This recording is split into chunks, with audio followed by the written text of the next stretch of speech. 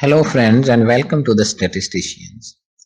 Today I am going to discuss a very important topic about which most of the students are very confused. I want to use this video to understand the difference between a Z-statistic and a T-statistic. So in this lecture we are trying to figure out what is the probability of getting a certain sample mean. So what we have been doing, especially when we have a large sample size. So let me just draw a sampling distribution here. Let's say we have a sampling distribution of the sample mean right here. It has some assumed mean value and some standard deviation. What we want to do is any result that we get, let's say we get some sample mean out here. We want to figure out the probability of getting a result at least as extreme as this.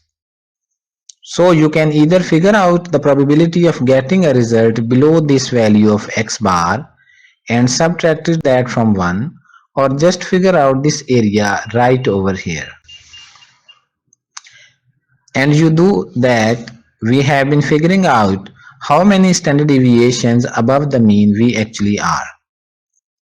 The way we figured out is we take our sample mean, we subtract from that what we assume the mean should be, or maybe we don't know what this is, and then we divide that by the standard deviation of the sampling distribution. This is how many standard deviations we are above the mean. That is that distance right over there. Now we actually don't know what this is either. And the central limit theorem told us that assuming that we have a sufficient sample size, this thing is going to be same thing as the sample is going to be the same thing as the standard deviation of our population divided by the square root of our sample size. So this thing right over here can be rewritten as our sample mean minus the mean of our sampling distribution of the sample mean divided by our population standard deviation divided by the square root of our sample size. And this is essentially our best sense of how many standard deviations away from the actual mean we are. And this thing right here, we have learned it before, is a z-score, or when we are dealing with an actual statistic, when it's derived from the sample mean statistic, we call this a z-statistic.